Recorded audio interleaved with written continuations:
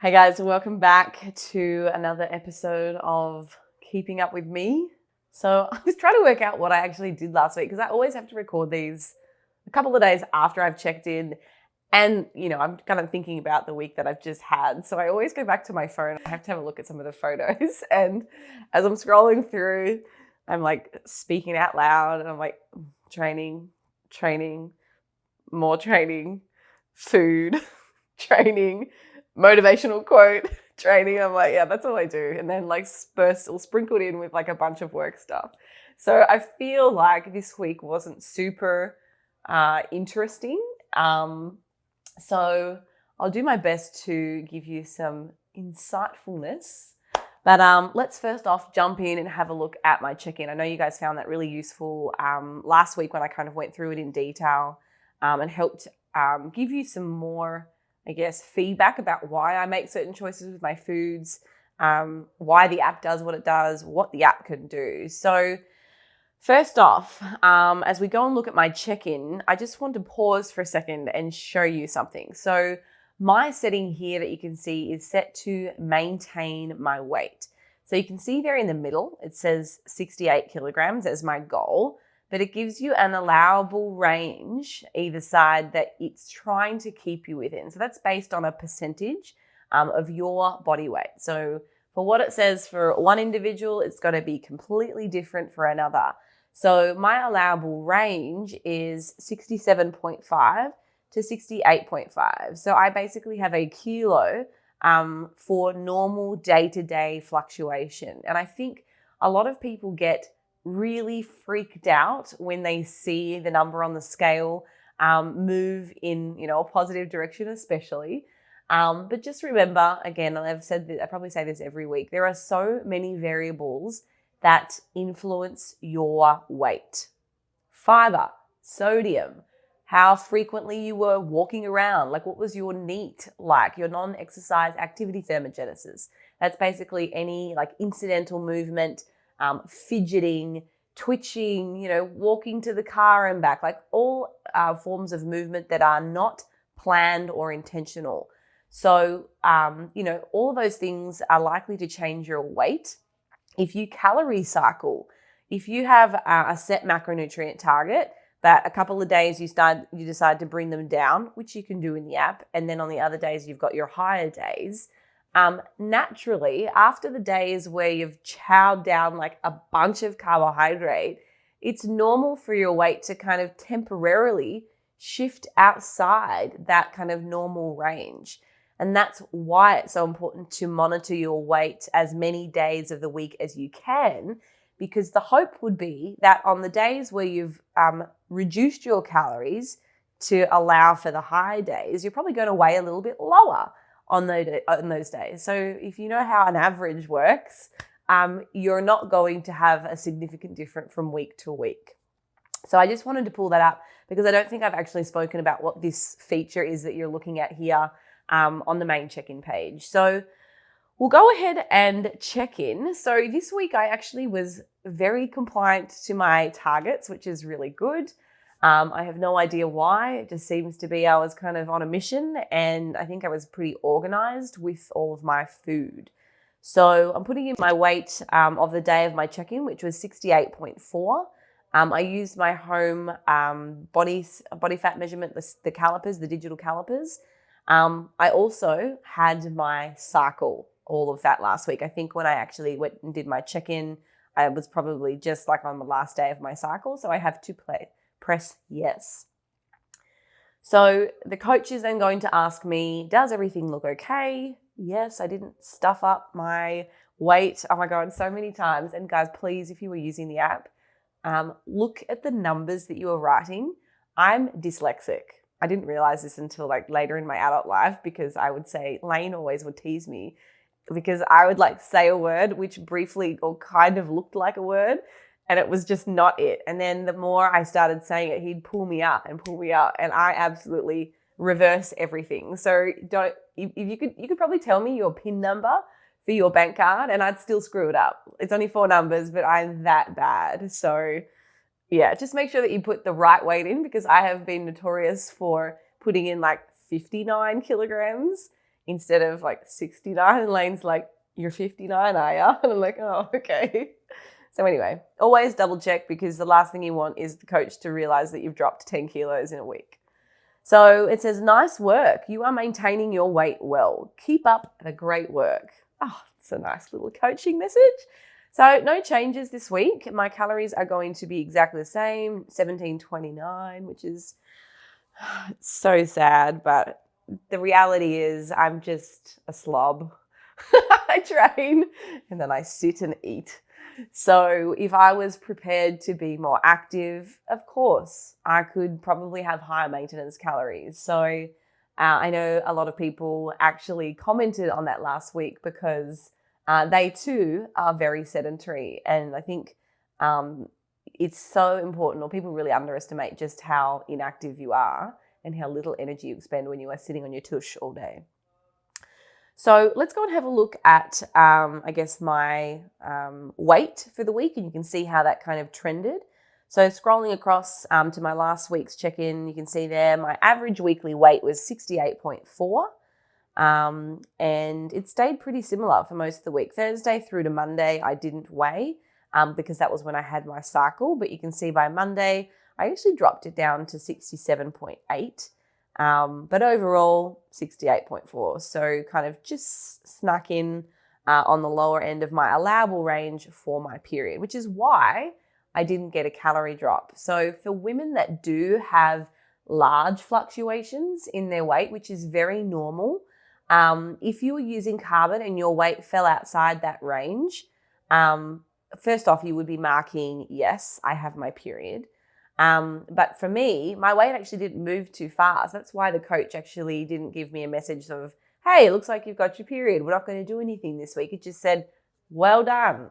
Your weight is still the same. So, you'll get different coaching messages depending on your individual circumstances. I keep getting really distracted. I'm sorry. Let's go back to this check-in. Okay, so now we're going to have a look at my weekly average calories.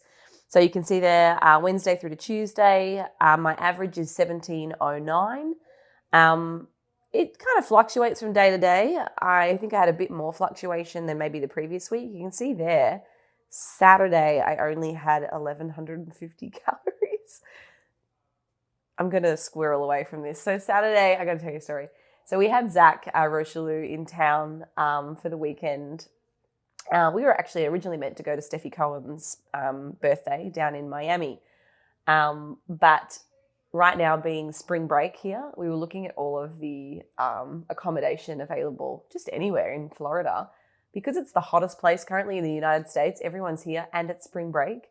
It was like the cheapest 3-star hotel was $1,000 a night. And Lane and I weren't finishing work until late Friday evening. And by the time we either drove or flew, I was like, we don't even get to enjoy the first night of accommodation that we're paying for. So you're just dropping $1,000. I was like, nah. So we just had so much on, we didn't end up going. So it was just funny. Our friend Zach was like, hey, I'm going to come over for the weekend. So we went to a place called WTR here in Tampa. It used to have another name. I'm not old school and I haven't lived here for years and years, but I'm sure everyone that lives here knows what it used to be called. But they basically tried to create a Vegas-style pool party. So they do that on the weekends. I would hate to be that business owner because it would shut down completely in the winter. But summer here obviously is beautiful. So we booked a little cabana and we took Zach and we had a handful of other friends come and meet us and some of our staff, and it was great. It was a really good day, but calories. So we trained in the morning. I went and washed my car, did some errands, just tidied up the house really, looked after the boys. They're a little bit messy. So by the time we got done, I'd had my breakfast and then they were like, we've got to go. We've got to be there at 2:30 or something. So I got ready and I think I'd only had 400 or 500 calories, maybe less. My breakfast isn't that dense. So all I had for the rest of the afternoon, because they had you had to buy a bottle. It's always the way. So we just had spirits sitting on the table. And that's all I drank. I think I had 10 vodkas. for the afternoon. And then like, I don't know, I was pretty tired by about 9:30, 10. So I think we got home before 11. It was a nice hour drive home because we had to wait for an Uber. And I went to bed. So that day, it was really fun. We had a really good time. Poor Zach might have hit the blunt a bit too hard. And I'm sure he won't mind me calling him out for that because I know he's put stuff on his story before. But poor guy, he was glued to his chair for the entire time. And I think he said 2 words for the whole day. I was like, dude, are you okay? He's like, yeah, I'm okay. So he went a little hard too early, unintentionally. It was a complete accident too. He just used something else. But anyway, so that was a fun day, hence my really low calories. And then I was obviously ravenous the next day because you can see here what happens when Holly doesn't eat. She gets real hungry. So I went up to 2,100, 1,800, and then back to 1,720 for the rest of the week. So overall, calories were good. Obviously, it maintained my weight. Let's have a look at my protein. I'm going to be a bit embarrassed about this day. So 140 from Wednesday, 154, 169. Saturday, 44. So again, that was me eating like an omelette for breakfast. And then I was just having a really lovely day and drank some calories and didn't really prioritize protein. And again, I will say the same as I said last week. If I was prepping or I was really like I had a hardcore goal that I was focused on where I was trying to maximize, every waking moment that I'm in the gym and I'm trying to do the best with my nutrition, there is not a chance I would ever do that. But I have to remove my hat and go, hey, you're no longer a competitor. Like, you're just living your life. You're just trying to maintain and look okay and feel good. So, that was bad. Anyway, we'll move on from that. 206 the next day. Clearly, I was feeling hungry for my proteins. 150 and then 171. So it was a little bit of a disruption. And again, I think anytime there is social stuff, it does make it a lot more difficult to be, compliant. You want to be involved and social and not feel like you're missing out, which I definitely have a hard time when I was competing.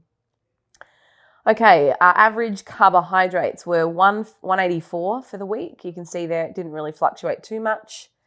And then fats to finish it off. Oh, Saturday. I'm so ashamed of myself. Saturday, fats up to 60, down to 7 grams of fat on Saturday, 52, 65, and 41. So an average weekly calorie fat intake of 42 grams. So yeah, that was my week. I'm just seeing whether my recording has anything else exciting on it. I don't think so. Nope, that's it. So yeah, I had a good weekend, good week, busy at work. We had a really nice bike ride on Sunday, which was great. Had a good sleep, and which is rare. I think every morning for the last couple of weeks, months probably, I think has been like just before 6 a.m. start and then like 11 o'clock get to bed. So I felt really fatigued for the last few months, and I was trying to put my finger on it, and then I realized when I actually worked out how many hours of sleep I've been getting, it's 2 hours less than what I used to get. If I think back to like most of 2020, my wake time was 2 hours later, and my bedtime's always been about 11. But yeah, I'm getting like 6 hours, and wow, like it makes such a difference to your daily energy. And I think kind of once we get through this little sprint at work, I am definitely going to be prioritizing sleep. So I'll just have to make sure that I have a bit of a bedtime routine. I even put an alarm on my phone the other night when I got home from work to make sure that I didn't keep working. It was like 10 o'clock, my alarm went off. It was like, go to bed, Holly, go to bed. So I'm like, okay, I'm going to go. So anyways, sleep is very important. It's not the end of the world if you have a day where you don't hit your protein targets. But if you are looking to get the best out of all the work that you're doing, if you are a hard gainer, and adding muscle doesn't come easy to you, well then you probably better think about changing your lifestyle. because, you know, it does make a difference. So that's all from me this week. We have Easter coming up this weekend, so we've got a bit of an Easter bunny hunt planned for the kids. And I think we're going to the beach on Sunday for Easter, so that will be beautiful. But until next time, I will see you whenever I see you. Bye, guys.